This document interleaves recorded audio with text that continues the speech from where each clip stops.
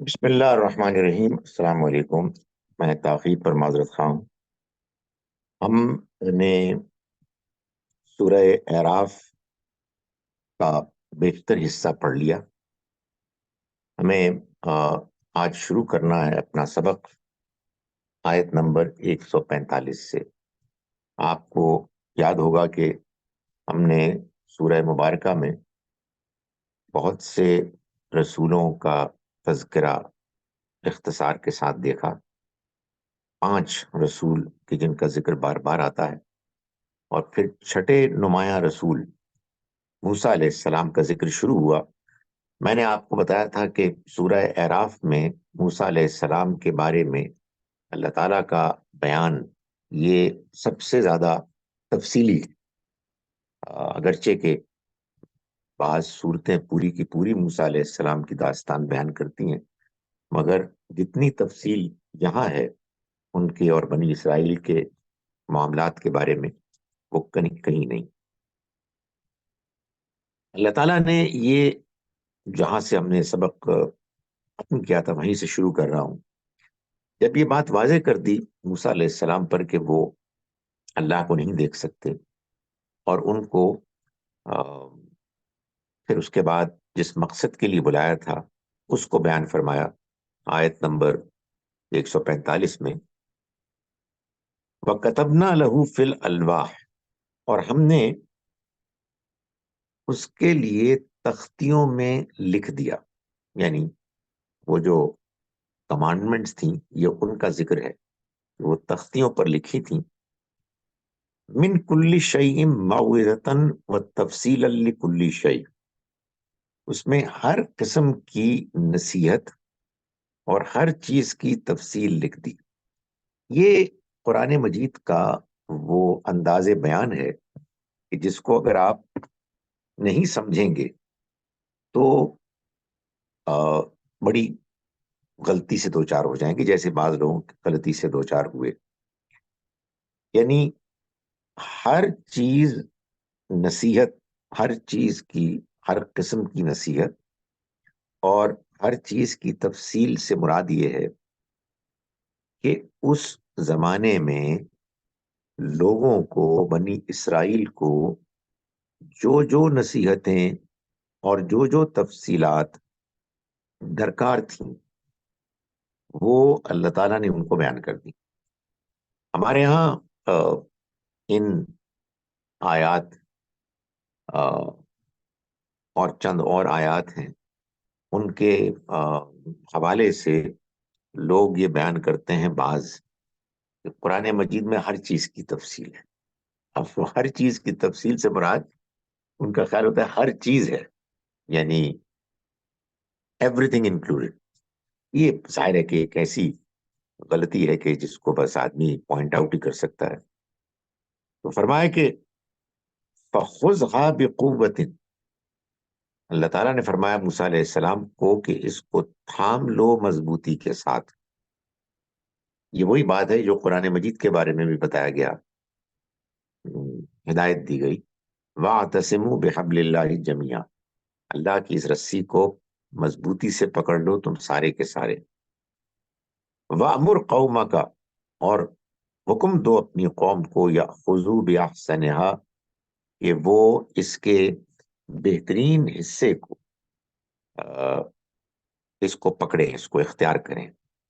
یعنی مطلب یہ ہے کہ وہ جو اس میں بات بیان ہوئی ہے اس میں جو انہیں سمجھ میں آتی ہے بہترین بات، یعنی تفسیر میں بھی بعض اوقات غلطی گھپلا ہو جاتا ہے، لیکن جو بہترین تفسیر، بہترین مفہوم سمجھ میں آتا ہے اس کو اختیار کرو۔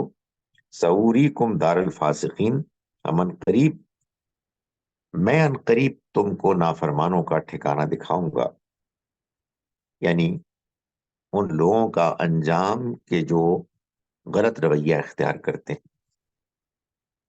اس کے بعد فرمایا کہ سَأَصْرِفُ عَنْ آيَاتِيَ الَّذِينَ يَتَكَبَّرُونَ فِي الْأَرْضِ بِغَيْرِ الْحَقِّ، اور میں دور کر دوں گا اپنی آیات سے ان لوگوں کو جو زمین میں تکبر کرتے ہیں بغیر کسی حق کے. یعنی متکبرین کے لیے، ایروگنٹ لوگوں کے لیے میری آیات میں کوئی نصیحت، ان تک بات پہنچنے اور ان کو ان کا اس بات سے متاثر ہونے کا کوئی امکان نہیں. اللہ کی آیات، اللہ کا پیغام انہی لوگوں کو متاثر کرتا ہے کہ جو عاجز ہوتے ہیں، جو متکبر ہوتے ہیں.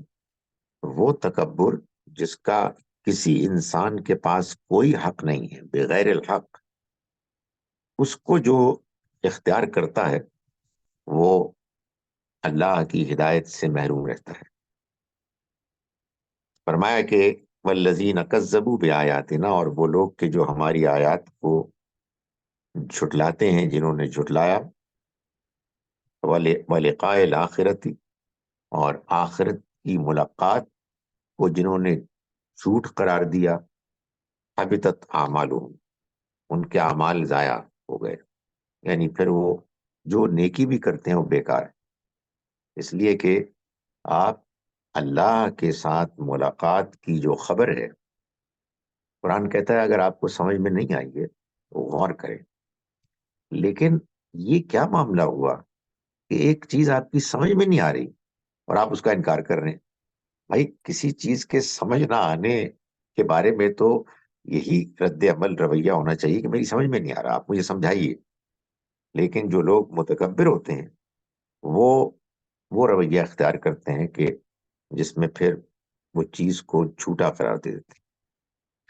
اس کے بعد آیت نمبر 50 میں اللہ تعالیٰ نے وہ بات بیان کی ہے کہ جو موسیٰ علیہ السلام کی غیر موجودگی میں قوم نے ایک بچڑے کو معبود بنا لیا، اور یہ خبر موسیٰ علیہ السلام کو اللہ سے ملاقات کے دوران معلوم ہوئی. اور پھر وَلَمَّا رَجَعَ مُوسَىٰ إِلَىٰ قَوْمِهِ غَضْبَانَ أَسِفًا، جب موسیٰ لوٹے اپنے قوم کی طرف غصے میں اور رنج میں، یعنی افسوس بھی تھا اور غصہ بھی تھا. یہ ظاہر بات ہے کہ ان کی قوم کو اس قدر توحید کا سبق دیا، اس قدر واضح کی وہ بات کہ جو اللہ کے پیغمبر جیسے کرتے ہیں. اس کے بعد چند دن موسیٰ علیہ السلام ان سے الگ ہوئے اور ہارون علیہ السلام ان کے درمیان موجود تھے، اور انہوں نے شرک کیا اور بچڑے کو معبود بنا لیا. تو فرمایا موسیٰ علیہ السلام نے قال بئس ما خلفتمونی من بعدی، بہت بری جانشینی تم نے کی میرے بعد، یعنی تم نے میری غیر موجودگی میں بہت غلط رویہ اختیار کیا. عجلت امر ربکم، کیا تم اللہ کے حکم سے پہلے ہی جلد بازی میں مبتلا ہو گئے؟ اب تک تمہیں انتظار کرنا چاہیے تھا. یہ کیا بات ہوئی کہ تم میرے آنے سے پہلے تم نے اپنی طرف سے یہ خیال کر لیا کہ ہمیں یہ کرنا چاہیے، اور وہ بھی وہ کہ جو شرک پر مبنی تھا. اس کے بعد موسیٰ علیہ السلام نے اپنے بھائی پر بھی غصہ کیا، ہارون علیہ السلام پر. لیکن جب انہوں نے یہ بات واضح کی کہ یہ چیز میرے بس میں نہیں رہی تھی، کیونکہ میں نے یہ محسوس کیا کہ اگر میں ان کو روکتا تو اس کے نتیجے میں بنی اسرائیل میں پھوٹ پڑ جاتی، اور میرا یہ خیال تھا کہ اس کے بعد آپ بھی مجھ کو اس بات پر دوش دیتے کہ تم نے ان میں پھوٹ ڈال دی. سو میں نے محسوس کیا کہ بہتر یہ ہے کہ میں انتظار کروں. اس کے بعد موسیٰ علیہ السلام نے دعا کی رب اغفر لی ولی اخی، آیت نمبر 151 میں، اے میرے رب تو مجھے بھی معاف کر دے اور میرے بھائی کو بھی معاف کر دے.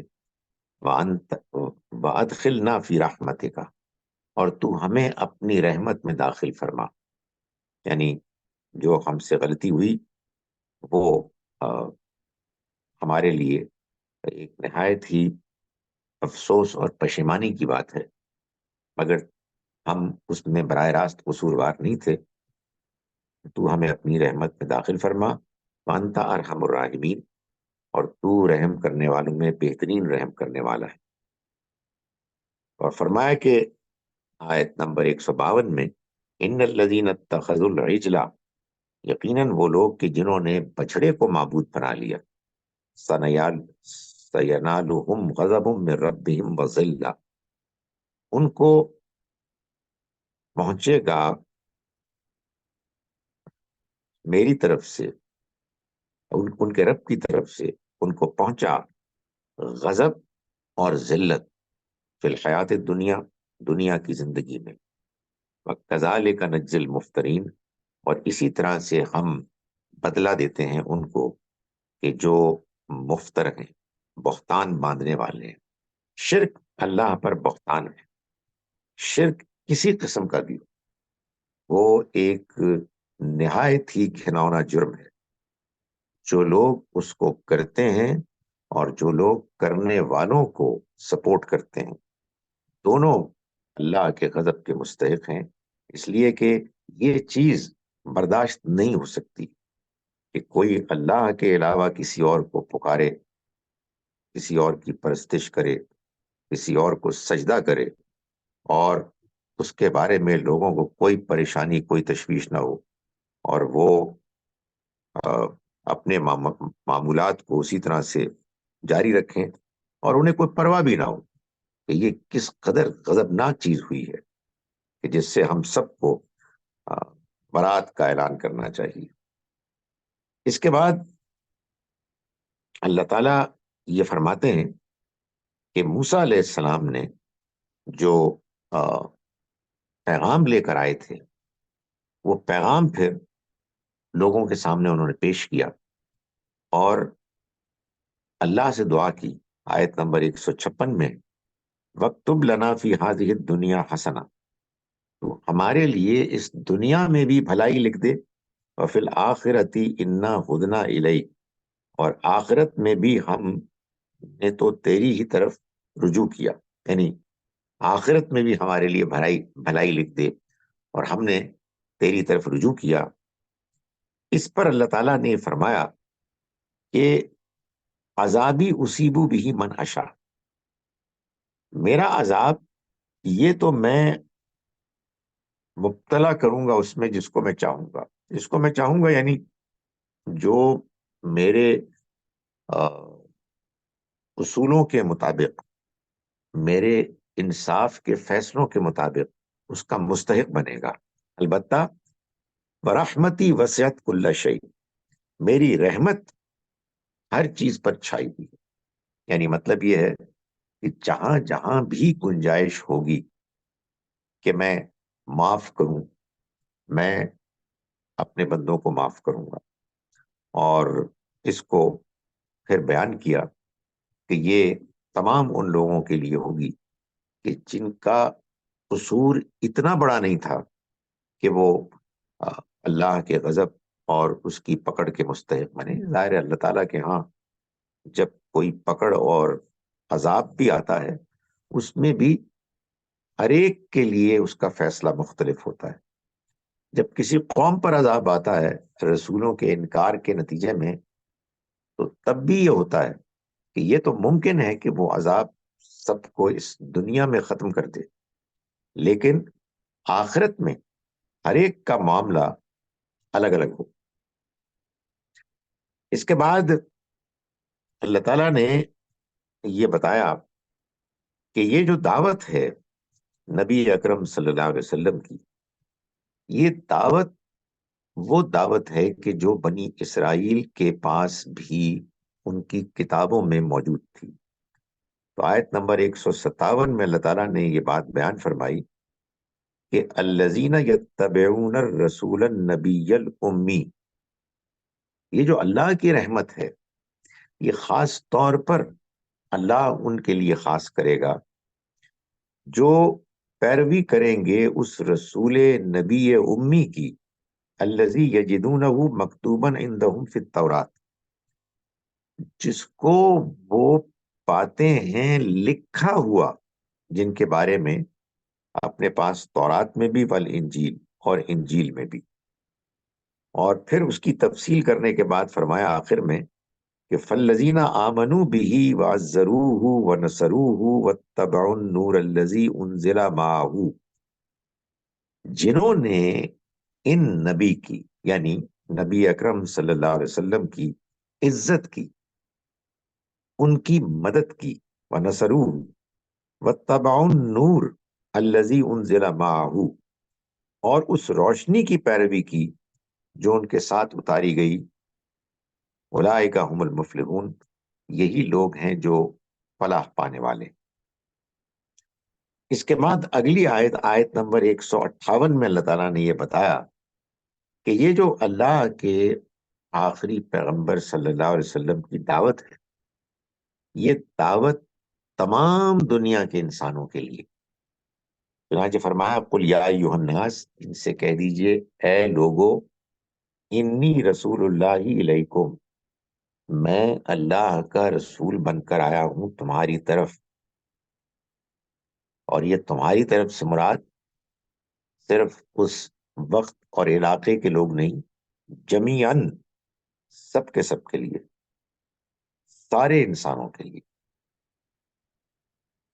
الذی لہ ملک السماوات والارض، یہ اس اللہ کا میں رسول ہوں کہ جو آسمانوں اور زمین کی بادشاہت جس کی، میں اس کی طرف سے فرمان لے کر آیا ہوں، تمہیں اس پر دھیان کرنا.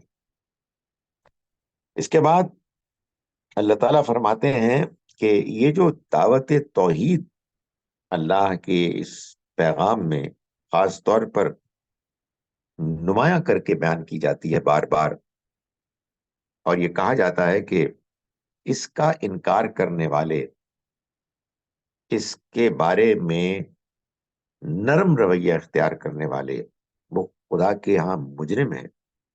اس کی وجہ یہ ہے کہ یہ توحید تو وہ حقیقت ہے کہ جس کا احساس اللہ تعالیٰ نے انسانوں کے اندر پیدائشی طور پر ان کی فطرت میں ایسے رکھ دیا کہ پہلے سے، دنیا میں آنے سے پہلے سے ان کو ایک ایسا تجربہ کرایا، وہ ایک ایسے ایکسپیرینس سے گزرے کہ جس کے بعد وہ تجربہ جو اللہ کی توحید کے اقرار کا تجربہ تھا، اور وہ ایک مشاہدہ تھا، ایسا روحانی مشاہدہ جس کا اثر انسان کی طبیعت، اس کی فطرت میں موجود ہے، اس سے گزارا، اس کا ذکر کیا گیا، جس کو ہم عام طور پر عہد الست کہتے ہیں.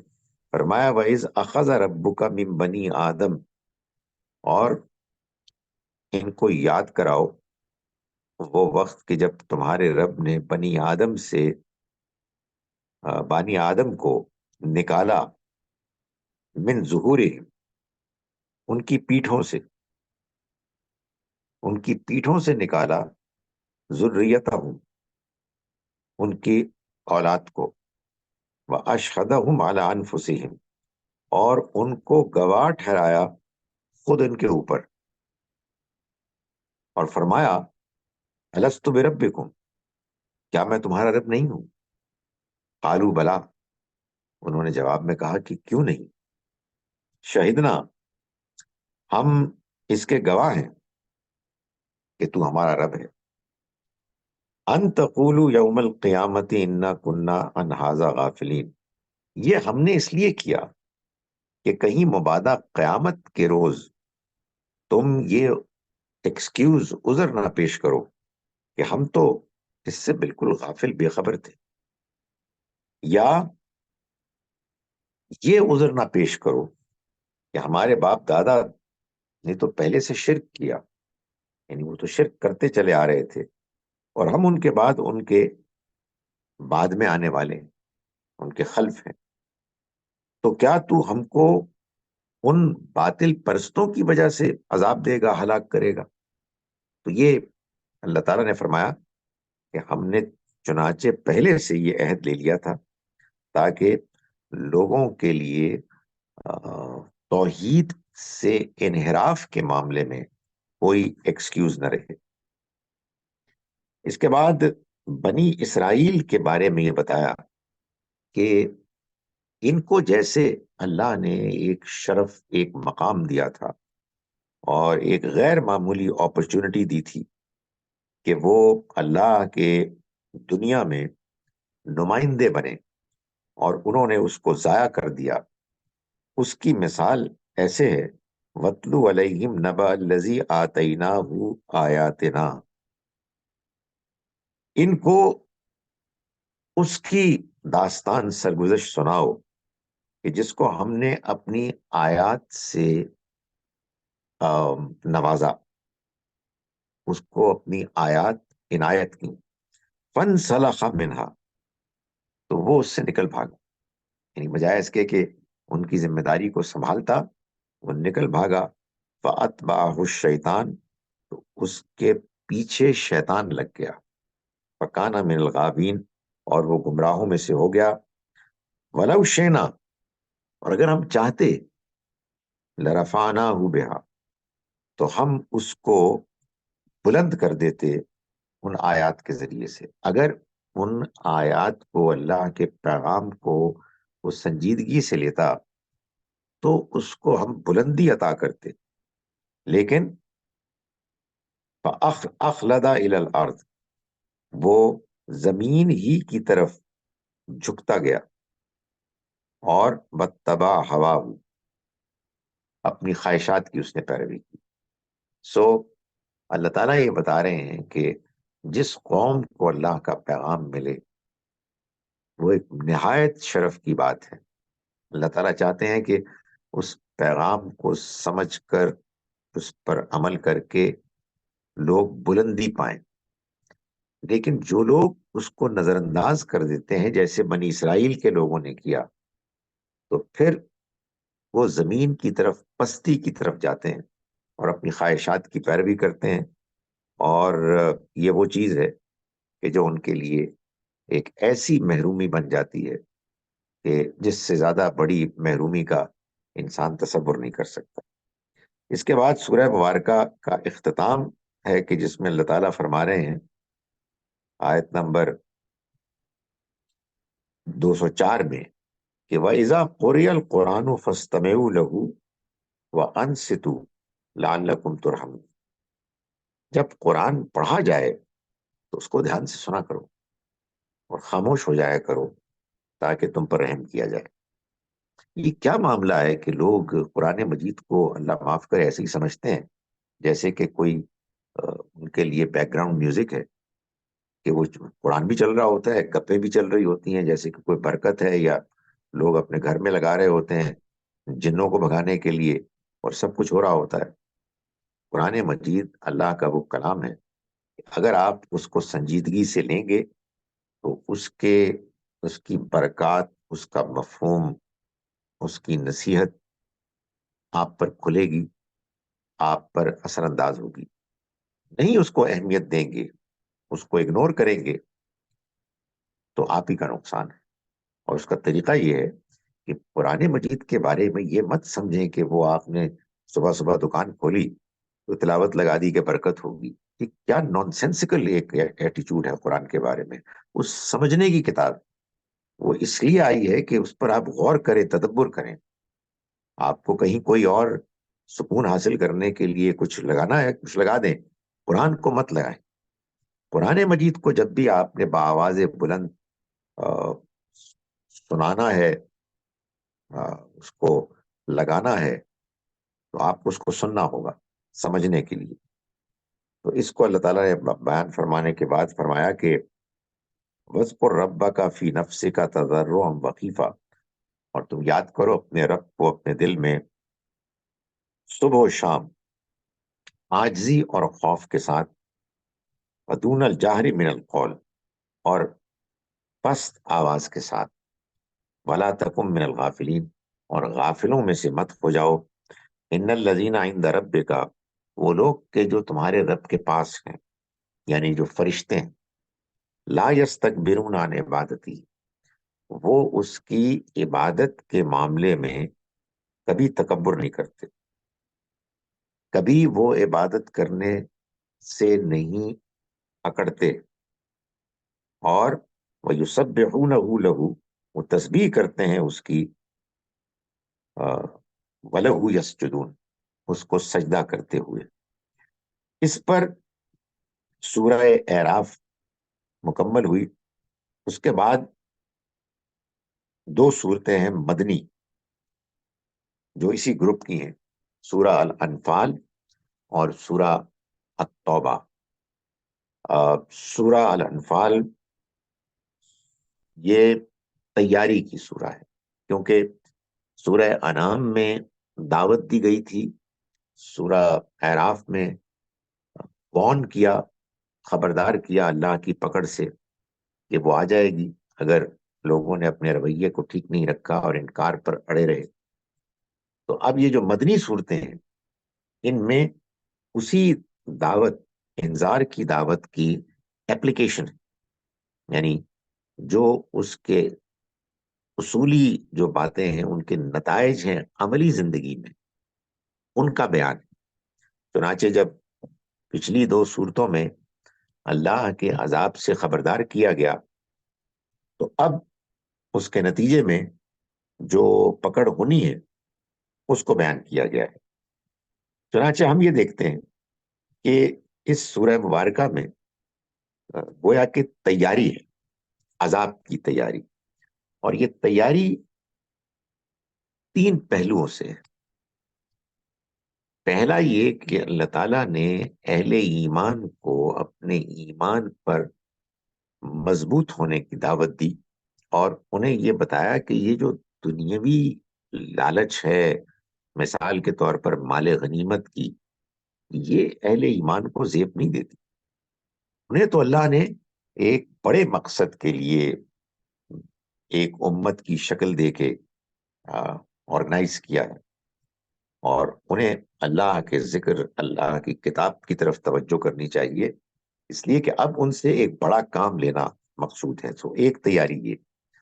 دوسری تیاری ہم یہ دیکھیں گے کہ اس میں سورہ انفال میں غزوہ بدر کا ذکر کر کے یہ بتایا کہ یہ گویا کہ اللہ کے عذاب کا پہلا کوڑا تھا جو ان لوگوں پر برسا کہ جو بڑے کافر تھے، کفار کے لیڈرز تھے۔ اس عذاب کے کوڑے کے نتیجے میں باقی دوسرے انکار کرنے والوں کو اللہ کی طرف سے گویا کہ یہ تنبیہ ہو گئی کہ اب ان کی بھی باری آنے والی ہے اگر وہ انکار پر اڑے رہے۔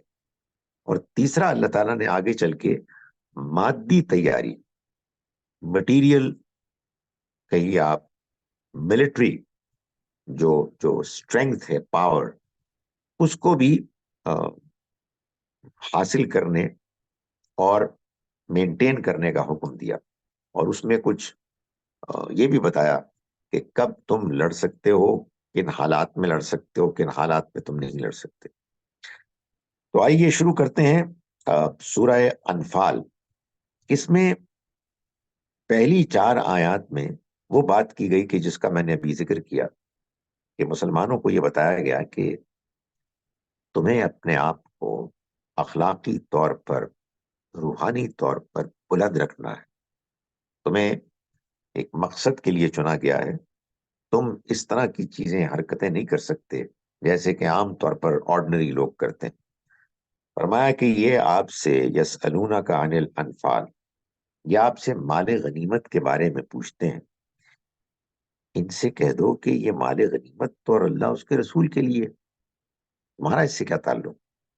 لوگ جنگ کیا کرتے تھے اس زمانے میں، اپنے مال کو بھی شامل کر کے، اپنے جانوروں کو، اپنی تلواروں کو لے کے آتے تھے، اور موٹیویشن یہ ہوتی تھی کہ جب ہم جنگ کریں گے اور اگر دشمن کو ہم نے ہرا دیا اور وہ مال غنیمت چھوڑ کے بھاگ گئے، تو پھر مال غنیمت جو اس میں شریک ہوتے لوگ جنگ میں، ان میں برابر یا ایک خاص طریقے سے تقسیم ہوتا۔ تو یہی ان کی توقع تھی کہ بدر میں ان کو یہ مال غنیمت ملے گا. تو اللہ تعالیٰ نے فرمایا کہ یہ تو اللہ اور اس کے رسول کے لیے ہے. تو ڈرو اللہ سے اور وَأَصْلِحُوا ذَاتَ بَيْنِكُمْ، اپنے باہمی تعلقات کی اصلاح کرو. وَأَطِیعُوا اللَّهَ وَرَسُولَهُ، اور اللہ اور اس کے رسول کی اطاعت کرو اگر تم واقعی مومن ہو. فرمایا انما المومنون الذین اذا ذکر اللہ وجلت قلوبہم، مومن تو وہ ہوتے ہیں کہ جب ان کے آگے اللہ کا ذکر کیا جائے تو ان کے دل دہل جاتے ہیں، اور جب اس کی آیات ان کو سنائی جاتی ہیں تو ان کے ایمان میں اضافہ ہوتا ہے، وہ ان کے ایمان میں اضافہ کرتی ہیں. وعلی ربہم یتوکلون، اور وہ اپنے رب پر بھروسہ رکھتے ہیں. الذین یقیمون الصلاۃ، جو نماز کا اہتمام کرتے ہیں. ومما رزقناہم ینفقون، اور جو ہم نے ان کو رزق دیا اس میں سے خرچ کرتے ہیں. اولئک هم المؤمنون حقا، یہ ہیں کہ جو سچے مومن ہیں. لہم درجات عند ربہم، ان کے لیے درجات ہوں گے ان کے رب کے ہاں. ورزق کریم، اور عزت والا رزق ہوگا. کہنے کا مقصد یہ ہے کہ یہ تم لوگ مال غنیمت میں کہاں انٹرسٹڈ ہو گئے؟ تمہیں تو اللہ نے اس سے کہیں زیادہ بڑی نعمت سے نوازنے کا فیصلہ کیا ہے، اس کے لیے تم تیار ہو. اس کے مطابق اپنے آپ کو مستحق بنانے کے لیے تمہیں اپنے رویے کو ٹھیک کرنا ہوگا. اور یہ بتا دیا کہ اس میں اللہ تعالیٰ تم سے کس طرح کا رویہ اس کا تقاضا کرتا ہے. اس کے بعد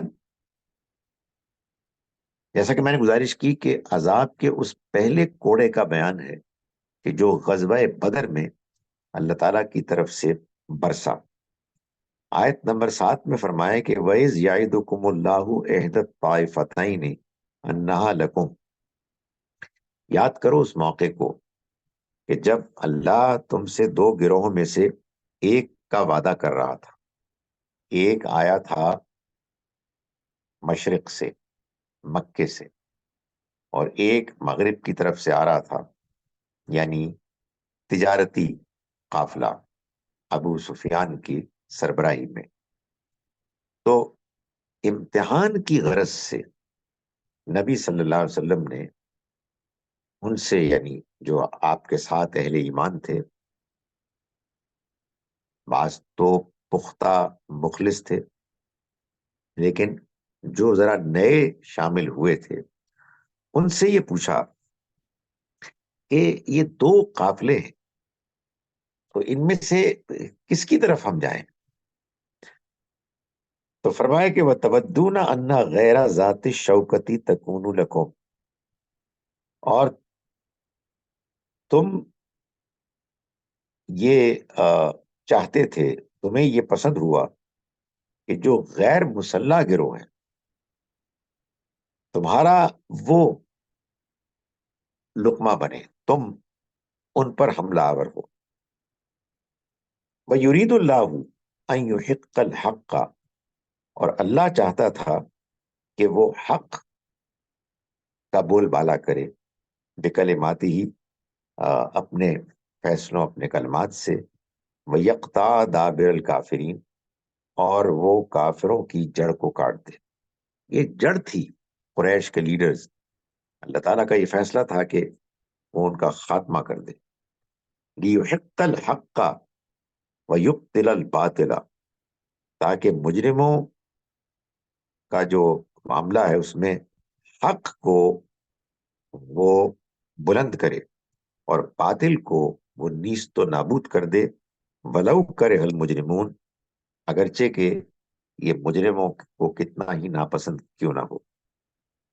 اس میں یہ جو بات کی گئی کہ دو قافلے آ رہے تھے اور ان میں سے ایک کا انتخاب کرنا تھا، بعض کمزور لوگوں نے تجارتی قافلے کی طرف اشارہ کیا، مگر یہ فیصلہ ہو گیا کہ وہاں نہیں بلکہ دوسری طرف جائیں گے، اس لیے کہ اللہ نے قریش کے اس لیڈرشپ کو کہ جو اس قافلے میں ساری کی ساری شامل تھی سوائے ابو لہب کے، اللہ کا فیصلہ تھا کہ ان کی جڑ کاٹ دینی، یعنی کفار کی جڑ، قریش کی لیڈرشپ کا خاتمہ کرنا ہے۔ ہمارے ہاں انفارچونیٹلی ظاہر ہے کہ جو تاریخ لکھی جاتی ہے، سیرت لکھی جاتی ہے، انسانوں کا کام ہے، اور نہ جانے کیسے وہاں یہ بات بیان ہو گئی اور لوگوں میں مشہور ہو گئی کہ مسلمان ابو سفیان والے قافلے کی طرف گئے اور اس کی وجہ سے وہ کفار مکہ وہ مسلمانوں کی طرف آئے۔ یہ ٹھیک ہے کہ وہ ایک وجہ ان کے یہاں یہ تھی کہ ان کو اس کا خدشہ تھا، لیکن مسلمان تجارتی قافلے کی جانب گئے، یہ قطعاً ٹھیک نہیں، اس لیے کہ قرآن مجید نے بتایا کہ اللہ کا فیصلہ تو یہ تھا کہ جو کفار ہیں یعنی مکے کے، ان کی جڑ کاٹی جائے۔ یہ بات بیان کرنے کے بعد آگے فرمایا آیت نمبر 17 میں کہ یہ جو غزوہ بدر ہوئی اور اس میں مسلمانوں نے کفار کو نہ صرف یہ کہ شکست دی بلکہ ان کے بڑے بڑے لیڈرز مارے گئے، یہ کیا ہوا؟ تو اللہ تعالیٰ نے فرمایا کہ فلم تقتلوہم، یہ تم نے ان کو قتل نہیں کیا، ولکن اللہ قتلہم، بلکہ اللہ نے ان کو قتل کیا۔ یعنی یہ اللہ کا عذاب تھا جو قریش مکہ کے جو بڑے سردار تھے ان پر اللہ کی طرف سے نافذ ہو گیا۔ تم تو اس میں آلہ کار بنے تھے، وما رمیتا اذ رمیتا، اور اے پیغمبر آپ نے ان کے اوپر خاک نہیں پھینکی۔ کہتے ہیں کہ نبی صلی اللہ علیہ وسلم نے مٹھی بھر خاک لی اور شانت الوجوہ کہہ کے ان کے اوپر پھینکی، یعنی یہ کلمہ ہے ان کے نیست و نابود ہونے کے لیے بد دعائیہ، تو وہ ایک طوفان بن گیا۔ تو قرآن مجید نے کہا کہ وما رمیتا اذ رمیتا، اے پیغمبر آپ نے خاک نہیں پھینکی ان پر جب آپ نے پھینکی، ولکن اللہ رما، بلکہ یہ اللہ نے پھینکی۔ یہ بات بتانی اس لیے بھی ضروری تھی کہ یہ بات واضح ہو کہ یہ اللہ کا عذاب تھا اور یہ عذاب آ گیا، اور اس لیے بھی بتانی ضروری تھی کہ یہ بات بالکل صحیح ہے کہ کوئی انسان کسی دوسرے انسان کو قتل نہیں کر سکتا، سوائے اس کے کہ کوئی قاتل ہو تو اس کو اس کے قتل کی سزا ملے اس قصاص کے قانون کے مطابق کہ جس کو قرآن نے بیان کیا ہے، یا کوئی زمین میں فساد مچانے کا مرتکب ہو جس کے نتیجے میں لوگوں کی جان، لوگوں کا مال، لوگوں کی آبرو خطرے میں ہو، تو ان کے لیے بھی، ایسے مجرموں کے لیے بھی جو سزا بیان کی گئی ہے اس میں قتل کی سزا بھی ہے۔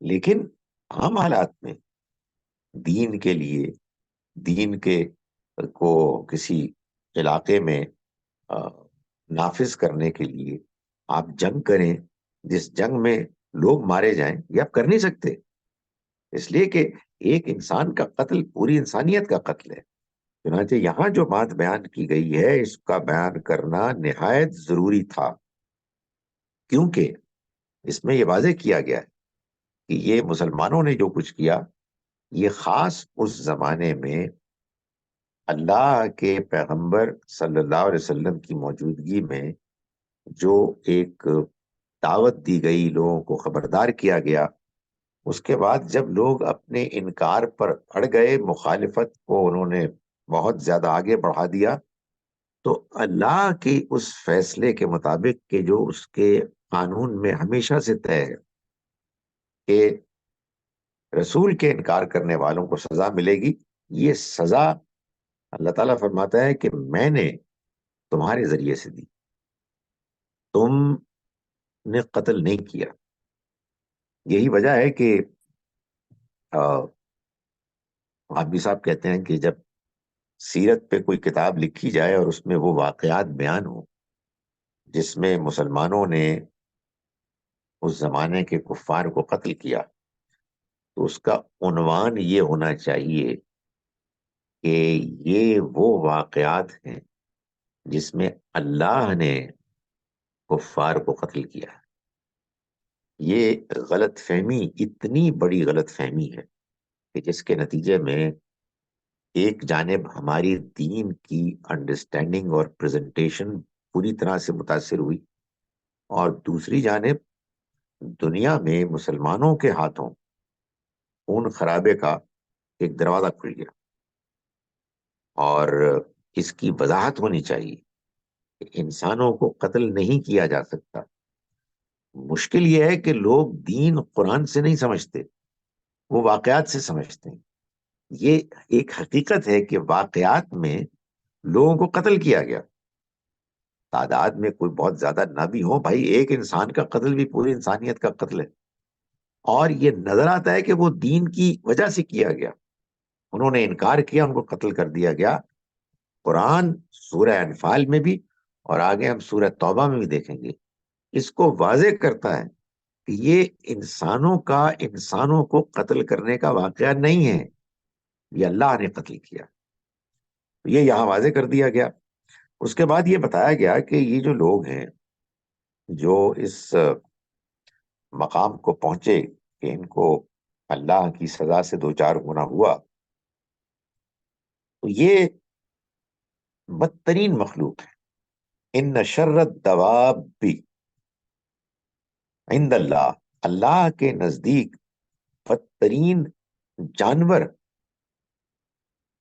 الصم البکم الذین لا یعقلون، یہ بہرے گونگے لوگ ہیں جو عقل سے کام نہیں لیتے۔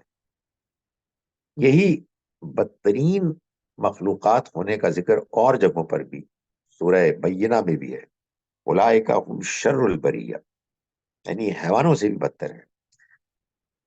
ہم نے یہ کمال کیا کہ یہ لفظ کافر تمام غیر مسلموں پر اپلائی کر دیا، تو اب ظاہر ہے کہ اس کا مطلب یہ ہے کہ آپ یہ مانتے ہیں کہ یہ باقی ساری انسانیت آپ کے علاوہ یہ جانوروں سے بھی بدتر ہے۔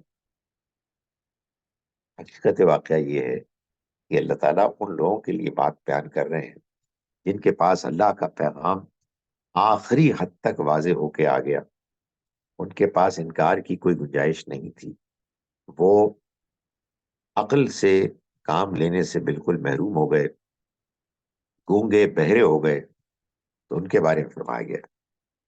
اس سے یہ بھی معلوم ہوا، جیسا کہ اس آیت میں بیان کیا گیا ہے، کہ جو لوگ عقل سے کام نہیں لیتے اور اندھے بہرے ہو جاتے ہیں، آباء و اجداد کی روایات میں سے متاثر ہو کے یا کسی اور پروپیگنڈے سے متاثر ہو گئے، کسی سے متاثر ہو گئے، کسی سے امپریسڈ ہو گئے، عشق ہو گیا، اور پھر سوچنے سمجھنے غور کرنے عقل سے کام کرنے کی صلاحیت سے محروم ہو گئے، اللہ تعالیٰ فرماتے ہیں کہ بدترین لوگ ہیں، جانوروں سے بھی بدتر ہیں۔ سو عقل کا استعمال اس وجہ سے نہایت ضروری، اس کے بغیر انسان کی یہ حیثیت ہے اللہ کی نگاہ۔ اس کے بعد اللہ تعالیٰ نے آیت نمبر 30 میں یہ بات بیان فرمائی کہ یہ جو کفار اس سزا سے دوچار ہوئے، اس کی وجہ کیا ہے؟ یعنی یہ جو ان کا انکار ہے، یہ اس حد تک کیسے پہنچا، وہ کیا واقعات ہیں کہ جنہوں نے ان مکے کے سرداروں کو اللہ کی نگاہ میں اتنا زیادہ مبغوض، اتنا زیادہ کنڈیمنیبل بنا دیا کہ ان کو سزا سے دوچار کیا گیا۔ فرمایا کہ وَإِذْ يَمْكُرُ بِكَ الَّذِينَ كَفَرُوا، خیال کرو جبکہ کفار نے اے پیغمبر آپ کے خلاف سازش کی۔ کیا سازش کی؟ لیثبتوک او یقتلوک او یخرجوک، یا تو آپ کو قید کریں، یا آپ کو قتل کر دیں، یا آپ کو جلا وطن کر دیں۔ یہ انہوں نے پلاننگ کی۔ اللہ کے پیغمبر ان کی ہمدردی میں انہیں اللہ کا پیغام پیش کر رہے تھے، کہ وہ اس کو سمجھیں اور اپنے رب سے ان کا تعلق استوار ہو اور دنیا اور آخرت کی پکڑ رسوائی سے بچیں. اور وہ ان کے دشمن بن رہے تھے، اور ان کا خیال تھا کہ یہ ہمارے اقتدار کو چیلنج کر رہے ہیں، یہ ہمارے آباء و اجداد کی روایات کو چیلنج کر رہے ہیں. تو انہوں نے قید، قتل اور ملک بدر کرنے کے منصوبے بنائے. وَيَمْكُرُونَ وَيَمْكُرُ اللَّهُ، اور وہ سازش کر رہے تھے اور اللہ بھی تدبیر فرما رہا تھا. مکر ہوتی ہے خفیہ تدبیر. اگر وہ نیگیٹو ہو تو سازش ہے، اور اگر پازیٹو ہو تو پلاننگ ہے. تو وہ سازش کر رہے تھے اور اللہ بھی تدبیر کر رہا تھا. واللہ خیر الماکرین، اور اللہ بہترین تدبیر کرنے والا ہے. اللہ تعالیٰ نے چنانچہ یہ موقع کریٹ کیا، ڈیزائن کیا کہ ایسا ہو کہ یہ جو پکے کٹر کافر ہیں ان کا اکٹھ ہو، یہ مل کے نکلیں اور پھر ان کا صفایا کر دیا جائے. چنانچہ یہ فرمایا آیت نمبر 37 میں کہ لیمیز اللہ الخبیث من الطیب. اللہ تعالیٰ نے یہ اس لیے کیا، ان کو جمع کیا، پھر ایک جنگ ہوئی تاکہ اللہ خبیث کو طیب پاک سے الگ کر دے، چھانٹ دے. وَيَجْعَلَ الْخَبِيثَ بَعْضَهُ عَلَى بَعْضٍ، اور خبیث کو ایک دوسرے پر ڈھیر کر دے. فَيَرْكُمَهُ جَمِيعًا، پھر فَيَجْعَلُهُ فِي جَهَنَّمَ، ان کو ڈھیر کر کے ان سب کو جہنم میں چھونک دے. اولئک هم الخاسرون، یہی لوگ ہیں کہ جو نقصان اٹھانے والے ہیں. یعنی یہ اللہ کی طرف سے ایسی تدبیر ہوئی کہ جس میں ان کو اکٹھا کیا گیا، اور جیسے خباثت کو گند کی طے ہوتی ہے طے بطے، اور پھر بالآخر ان کو جہنم رسید کر دیا گیا. یہ جو کچھ ان کے ساتھ ہوا، یہ اللہ تعالیٰ فرماتے ہیں کہ یہ اصل میں وہی معاملہ ہوا جیسے فرعون اور اس کے ساتھیوں کے ساتھ پچھلے لوگوں کے ساتھ ہوا. اس کو بیان کیا آیت نمبر 52 میں، 52 میں فرمایا کہ یہ جو ہوا ہے ان کے ساتھ کداب آل فرعون، یہ جو قوم فرعون والذین من قبلہم، اور ان لوگوں کے ساتھ ہوا جو ان سے پہلے گزرے، ویسے ہی ہوا. یعنی وہی اللہ کی پالیسی ہے، وہی اللہ تعالیٰ کا منصوبہ تھا، اور وہ بار بار قرآن مجید میں بتا رہا تھا کہ جو پچھلی قوموں کے ساتھ ہوا وہی اس قوم کے ساتھ بھی ہوگا اگر اس نے بھی اللہ کے رسول کا انکار کیا. یہ البتہ ضرور ہے کہ تفصیلات میں فرق ہے. پچھلی قوموں میں سے اکثر کے ساتھ یہ ہوا کہ کسی ایک یا کسی دوسری آسمانی یا زمینی آفت کے نتیجے میں مارے گئے. اور یہ جو مسلمانوں کے ہاتھ مارے گئے، یہ اصل میں وہ تھے کہ جن کو نبی صلی اللہ علیہ وسلم کے ساتھیوں نے اللہ کی طرف سے اس کے حکم سے اپنی تلواروں سے عذاب سے دوچار کیا. یہی وجہ ہے کہ اللہ تعالیٰ نے واضح فرمایا کہ یہ میں نے کیا، تم نے نہیں کیا. تو یہ یہاں اس کو بیان کیا گیا کہ پچھلے لوگوں کی طرح فرعون والے اور دوسرے لوگوں کی طرح یہ معاملہ ہوا ہے. کفروا بآیات اللہ، انہوں نے اللہ کی آیات کا انکار کیا. فأخذہم اللہ، اللہ نے ان کو پکڑ لیا بذنوبہم، ان کی گناہوں کی وجہ سے. بات تو یہ کی گئی کہ انہوں نے کفر کیا، تو یہ گناہ کہاں سے آ گئے؟ یہ بات قرآن نے اتنی واضح کی ہے کہ یعنی جو شخص برا عمل کرتا ہے اپنی زندگی میں، اس کے غلبہ اس کا ہوتا ہے، وہ ایمان نہیں لا سکتا. کافر ہوتے ہی وہ تھے جو برے لوگ ہوتے تھے، ان کو اللہ کا پیغام اپیل نہیں کرتا، وہ ان کے لیے کوئی اٹریکشن نہیں رکھتا، وہ اس سے دور ہوتے ہیں. تو یہاں فرمایا گیا کہ وہ لوگ جنہوں نے اللہ کی آیات کا انکار کیا، اللہ نے ان کو ان کے گناہوں کی وجہ سے پکڑ لیا۔ یہ میں کیوں اس پر ایمفسائز کر رہا ہوں؟ اس کی وجہ یہ ہے کہ بھائی ایک آدمی اچھا ہے، اس کو بات ہی سمجھ میں نہیں آ رہی، آپ اس کو بات سمجھا ہی نہیں پائے، آپ کہہ رہے ہیں کافر ہے۔ اللہ تعالیٰ فرما رہے ہیں کافر وہ ہوتے ہیں کہ جو گناہ میں لت پت ہوتے ہیں۔ یہ ٹھیک ہے کہ ہمیں کسی کی زندگی کے بارے میں بھی نہیں معلوم ہے، لیکن بہرحال اگر دوسرا آدمی آپ کے نزدیک آپ کے سامنے اچھا ہے تو اس کو آپ کافر کیسے کہہ سکتے؟ آپ کے ہو سکتا ہے سمجھانے میں کوئی کوتاہی، کوئی اور اللہ کا معاملہ ہے جو آپ نہیں سمجھ پا رہے۔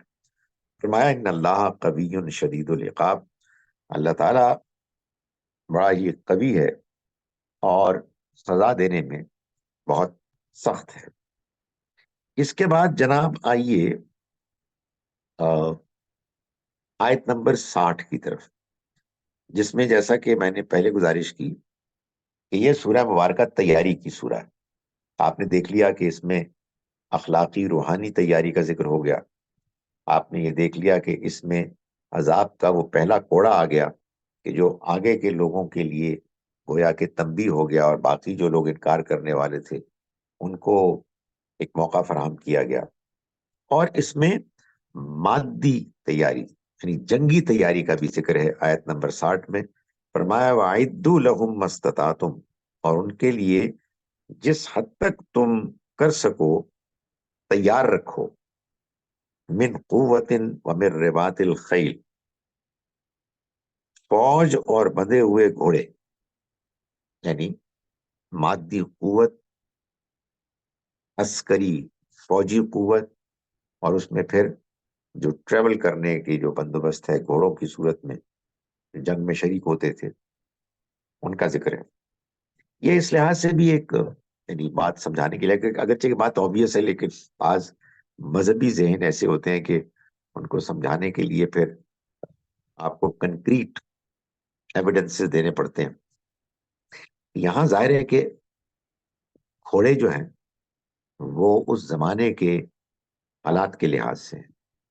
اب ٹینک، توپ، جہاز، میزائلز یہ ہوں گے، اس لیے کہ ظاہر ہے کہ دور بدل گیا، تو اب ہر دور میں اسی دور کے لحاظ سے سمجھیں کہ یہ دین کا حکم ہے، تو یہ دین کے ساتھ دین کی کوئی خدمت نہیں، دین کے ساتھ زیادتی ہے۔ یہی معاملہ وہ ہے کہ جو چاند کے دیکھنے میں کہ ابھی بھی ہم آنکھ سے دیکھیں گے، ارے اللہ کے بندو بہت دور صورتحال بدل گئی، تو آپ یہاں گھوڑے اب نہیں جہاد کے لیے استعمال کرتے، اس پہ کیوں اصرار کر رہے ہیں؟ لیکن بہت مشکل ہوتا ہے جب کچھ لوگ کسی چیز پر اڑ جائیں، تو اڑ جاتے ہیں تو پھر اڑ جاتے ہیں۔ اس کے بعد اللہ تعالیٰ نے ایک بات واضح فرمائی، اور پھر وہی بات ہے تکلیف دہ بات کہ اللہ اپنی کتاب میں چیزوں کو واضح کرتا ہے مگر مسلمانوں کو دلچسپی نہیں ہوتی۔ ہم نے دیکھا اللہ نے شرک کو کنڈیم کیا، مسلمانوں کو شرک سے کوئی دلچسپی نہیں ہے کہ کوئی کر رہا ہے کوئی نہیں کر رہا، ہمارے لیے اس سے کوئی فرق نہیں پڑتا۔ اللہ تعالیٰ نے یہ بتایا کہ بھائی یہ جو تیاری ہے یہ گھوڑوں کی ہے، لیکن بہرحال حالات جو بدلیں گے تو یہ obvious بات ہے کہ کچھ اور بھی ہو جائے گا، لیکن وہ بھی الجھے ہوئے ذہن، وہ اپنے ٹیسٹ کے مطابق جس چیز کو چاہیں جدید دور کے تقاضوں کے مطابق کریں اور جس کو چاہیں نہیں کریں۔ یہی معاملہ اس کا بھی ہے۔ یہ جو میں آیات آپ کے سامنے پڑھ رہا ہوں، آیت 65 اور 66، کہ جہاد میں مسلمانوں کی تعداد کے بارے میں اللہ کا حکم یہ تھا، یہ وہ زمانے کی بات ہے کہ جب اللہ کے پیغمبر موجود ہیں۔ آیت نمبر 65 میں فرمایا کہ یا ایھا النبی، اے نبی، حرض المومنین علی القتال، آپ اہل ایمان کو قتال جہاد پر ابھاریے۔ ان یکن منکم 20، اگر ہوں گے تمہارے 20 لوگ، صابرون، ثابت قدم صابر، یغلبو 200، تو وہ 200 پر غالب آئیں گے۔ وَإِن يَكُن مِّنكُم مِّئَةٌ، اور اگر وہ 100 ہوئے تو یغلبو الفا من الذین کفروا، وہ 1000 کفار پر غالب آ جائیں گے، بِأَنَّهُمْ، اس وجہ سے کہ وہ قوم لا یفقہون، سمجھنے والے سوچنے والے لوگ نہیں، انہوں نے غلط رویہ اختیار کیا ہے اور تم نے صحیح رویہ اختیار کیا ہے۔ تو 1 اور 10 کی نسبت ہوگی تو لڑو، اللہ تمہاری مدد کرے گا۔ یہ نسبت اگین اس دور میں تو لوگوں کی تعداد ہوگی کہ کس کے پاس کتنے فوجی ہیں، کتنے لشکر میں لوگ موجود ہیں۔ آج کے دور میں یہ ملٹری سٹرینگتھ ہے کہ آپ کے پاس کتنا آرسنل، کتنا ویپنز، جہاز ہیں، اور دشمن کے پاس کتنے ہیں۔ اگر جنگ کرنے کا ایک جینوئن لیجیٹمیٹ ریزن پیدا ہو گیا، اگلی آیت جو کہ واضح بات ہے، obvious ہے، کہ کئی سالوں کے بعد نازل ہوئی، اس میں فرمایا الآن خفف اللہ عنکم، اب اللہ نے تمہاری اوپر سے بوجھ ہلکا کر دیا، ذمہ داری کم کر دی، وعلم ان فیکم ضعفا، اور اس کی وجہ بتائی کہ اللہ نے جان لیا کہ تمہارے اندر اب کچھ کمزوری ہے، یعنی اب نئے مسلمان آ گئے ہیں، وہ جو نبی صلی اللہ علیہ وسلم کے ساتھ جو آپ کی صحبت میں تربیت پا کر مضبوط مسلمان تھے پہلے، جن کو سامنے رکھ کر اللہ نے 1 اور 10 کا تناسب بیان کیا تھا، اب وہ مائنورٹی بن گئے۔ اب تو وہ لوگ آئے ہیں جو یدخلون فی دین اللہ افواجا، بڑی تعداد میں آئے ہیں، ابھی ان کو کوئی تربیت وغیرہ کا کوئی موقع ہی نہیں ہوا، جیسا کہ سورہ حجرات میں معلوم ہوتا ہے کہ گنوار قسم کے لوگ تھے، نبی صلی اللہ علیہ وسلم کو اونچی آواز میں ان کے حجرے سے باہر سے پکارتے تھے وغیرہ وغیرہ۔ تو فرمایا کہ یہ تمہارے اندر اب کمزوری دیکھیے، وَإِن يَكُن مِّنكُم مِّئَةٌ صَابِرَةٌ يَغْلِبُوا مِئَتَيْنِ، اب صورتحال یہ ہے کہ اگر تم میں سے 100 ہوں گے ثابت قدم تو وہ 200 پر غالب آ جائیں گے، وَإِن يَكُن مِّنكُمْ أَلْفٌ يَغْلِبُوا أَلْفَيْنِ، اور اگر 1000 ہوں گے تو 2000 پر غالب آ جائیں گے بإذن اللہ، اللہ کی مرضی سے، واللہ مع الصابرین، اور اللہ ثابت قدموں کے ساتھ ہے۔ یہ اللہ کا وعدہ ہے، یہ اللہ تعالیٰ نے تناسب بتا دیا ہے۔ اس کے بعد کیا تک ہے، کیا تک ہے کہ آپ اتنی بڑی ملٹری پاور کے مقابلے میں جائیں اور ان کے بندے یرغمالی بنائیں، اور پھر دیکھیں آپ کے 30,000 31,000 بیچارے بچے عورتیں مرے جا رہے ہیں۔ آپ چاہے پروٹیسٹ کریں، چاہے آپ بڑے بڑے پروسیشنز نکالیں، بھائی آپ نے خدا کے حکم پر کیوں عمل نہیں کیا؟ جو ظالم ہے وہ تو ظالم ہے، لیکن ظالم کا مقابلہ آپ کس طرح سے کریں گے؟ خدا کے قانون کے مطابق کریں گے، اپنے پروپیگنڈے سے کریں گے؟ تو کبھی سمجھ میں نہیں آتی کہ مسلمانوں کو کیا ہو گیا ہے۔ ایک وہ ظلم کر رہا ہے، اس کے لیے اللہ نے ہر دور کے لیے طریقہ بتایا ہے۔ ظلم اگر ہو رہا ہے اور آپ ابھی کمزور ہیں، صبر کریں اور اپنے وقت کا انتظار کریں۔ آخر میں اللہ تعالیٰ نے یہ بتایا کہ یہ اب جو صورتحال برپا ہو گئی ہے، اس میں مسلمانوں کا ایک دار الہجرت ہے، وہاں لوگ آئیں گے اور ان کو جوائن کریں گے، اور اس کے بعد پھر یہ جہاد ہوگا اور اللہ کا فیصلہ، اللہ کا عذاب نافذ ہوگا۔ فرمایا آیت نمبر 74 میں، والذین آمنوا وہاجروا وجاہدوا فی سبیل اللہ والذین آووا ونصروا اولئک هم المؤمنون حقا، اور جو لوگ ایمان لائے، ہجرت کی اور اللہ کی راہ میں جہاد کیا، اور وہ لوگ جنہوں نے پناہ دی اور مدد کی، یہی لوگ پکے مومن ہیں، ان کے لیے مغفرت اور باعزت روزی ہے۔ والذین آمنوا من بعد حاجروا وجاہدوا معکم فاولئک منکم، اور جو لوگ ایمان لائیں اس کے بعد اور ہجرت کریں اور تمہارے ساتھ جہاد میں شریک ہوں، یہ بھی تمہیں میں سے ہیں۔ وَأُولُو الْأَرْحَامِ بَعْضُهُمْ أَوْلَىٰ بِبَعْضٍ، ہاں البتہ جو رشتے ہیں رحمی وہ زیادہ حقدار ہیں ایک دوسرے کے، یعنی ایک دوسرے کے طرف سے حسن سلوک اور ان کے مال کے۔ ان اللہ بکل شیء علیم، اللہ ہر چیز کا جاننے والا ہے. لیکن وہ لوگ کہ جو ہجرت کر کے نہیں آئے وہ ابھی تمہارے ساتھ نہیں ہیں، وہ تمہارے گروپ کا حصہ نہیں. یہ تیاری کی سورہ تھی. کل انشاءاللہ آپ سورہ توبہ پڑھیں گے. اقول قولی ھذا واستغفر اللہ لی ولکم. السلام علیکم ورحمۃ اللہ وبرکاتہ.